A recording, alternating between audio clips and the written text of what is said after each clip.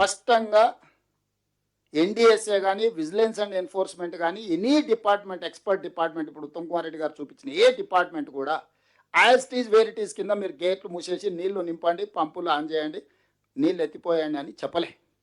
మీరు ఇవన్నీ టెస్టులు చేసే వరకు ఏది ముట్టుకున్నా జరిగే ప్రమాదంకి మీరే బాధ్యత వహించాల్సి వస్తుంది. ఇది ప్రమాదం జరగడానికి ఎక్కువ అవకాశం. Not only Medigadda, similar technology similar సిస్టమ్లు ఉన్నాయి. అవి కూడా కొన్ని క్రాక్స్ వచ్చినాయి.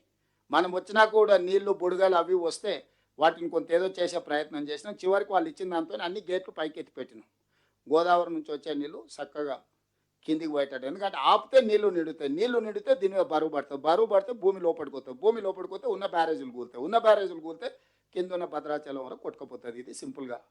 సో దీన్ని దృష్టిలో పెట్టుకొని ఎంతైతే అంత వేగంగా దీని పనులు చేయాలని, ఏదో మేస్త్రీలను తీసుకొచ్చి కట్టేదైతే దబదబ తెచ్చి 4 ఇటుక పిల్లలు అడ్డం పెట్టి 4 ఇసుక బస్తాలు వేసి వేసేటోళ్ళు.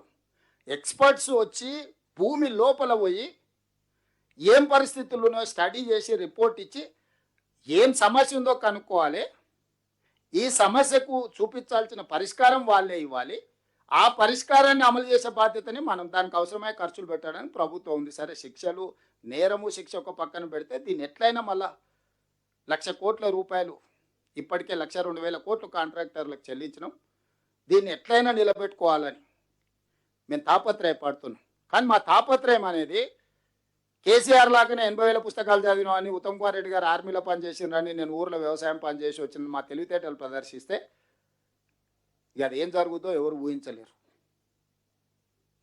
అక్కడికి కూడా మేము ఎక్స్పర్ట్స్ని ఒక్కొక్క దగ్గర ఒక్కొక్కరిని ఏర్కొచ్చి దేశంలో ఉండే వాళ్ళన్ని సంస్థల్ని కూడి చేసి ఇప్పుడు పరీక్షిత్తును కూడా గవర్నమెంట్ ఆఫ్ ఇండియాకి లెటర్ పెట్టి ఆర్మీ ఎక్స్పర్ట్ను డెప్యుటేషన్ మీద తెచ్చుకున్నామని రిక్వెస్ట్ చేసి government of India is not from our service, is tunnel expert. Jammu Kashmir ఏరియాలో లాంగెస్ట్ టన్నెల్స్ ఇట్లాంటి పనులు చేయడానికి ఆయన టన్నెల్ ఇట్లాంటి దాంట్లో is one of the best minds in India. Uttam Kumar Reddy గారు వారికి ఉన్న పరిచయంతో కనిపెట్టి చేసుకొని తెచ్చుకుంటే నేను పోయి నాకున్న పరిచయాన్ని బట్టి వారిని డెప్యుటేషన్ మీద తెలంగాణ స్టేట్ గవర్నమెంట్కి అటు శ్రీశైల్ ఎస్ఎల్బిసి ఇటువన్నీ చేయడానికి ఆర్మీలో ఉండే ఎక్స్పర్ట్స్ని కూడా మనకున్న పరిచయంతో వాళ్ళందరినీ తీసుకొచ్చి ఈరోజు తెలంగాణ రాష్ట్రంలో మనం పనులు చేస్తున్నాం. ఒక పక్కన మనం ఇది చేస్తుంటే ఈరోజు మీరు నీళ్లు నింపుతారా లేదా, నీళ్లు ఎత్తుతారా లేదా, వారం రోజులు మాకు అప్పచెప్పండి, మా తడాకా చూపిస్తాం. ఏమన్నా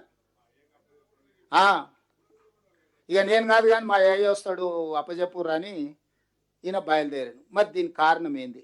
రెండోగా ఆయన అంటాడు అసలు కేసీఆర్ చాలా దూరదృష్టితోని ముందు చూపుతోటి కాళేశ్వరం కట్టిండు, కరువు వచ్చినప్పుడు ప్రజలకు వనుకొస్తుందని.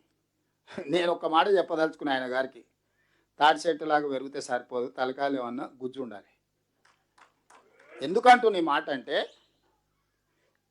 ఎల్నినో ద్వారా కరువు వస్తే వర్షాలు లేవు, వరదలు లేదు, తుఫాన్ లేదు, నీళ్ళే లేవు. మేడిగడ్డ అన్నారం సుందిలో ఎత్తేది ఎట్లనే? ఇవి కట్టింది దేన్ని? వరద నీళ్ళు, గోదావరిలో వరద నీళ్ళు ఉధృతంగా వచ్చినప్పుడు ఎత్తి దాచిపెట్టుకొనికే కట్టిరు. అంతేనా మిత్రులారా? ఇదేంది? దీని బేస్ ఏంది? ఫ్లడ్ వస్తుంది. ఫ్లడ్ వచ్చినప్పుడు వరద జలాలు 90 రోజులు వస్తాయి. 90 రోజులలో రోజుకు 2 టీఎంసీలు అయితే 180 టీఎంసీలు తీసుకెళ్ళి వేరే వేరే రిజర్వాయర్లలో మనం పోసుకోవాలనేది కదా మొత్తం ఈ ప్రాజెక్టు యొక్క ఫిలాసఫీ. మొత్తం స్థూలంగా ఈ ప్రాజెక్టు యొక్క ఆలోచన, అంచనా, నిర్మాణం ఉధృతంగా వరద జలాలు వచ్చినప్పుడు ఆ వరద జలాలు పోయి బంగాళాఖాతంలో కలవకుండా ఎంబడెంబడి వెతుకొని పక్కకు తీసుకెళ్ళి దాచిపెట్టుకోవాలనేది పెట్టినాం. ఎలినో వచ్చి కరువు వచ్చింది, వర్షాలు వస్తలేవు అంటే చూసినావా మా మామ ఎంత మేధావి, వర్షాలు రానప్పుడు కూడా మేడిగడ్డలు నీళ్ళు ఎత్తిపోయినకే డిజైన్ చేసిండు అని అల్లుడు చెప్తుండు.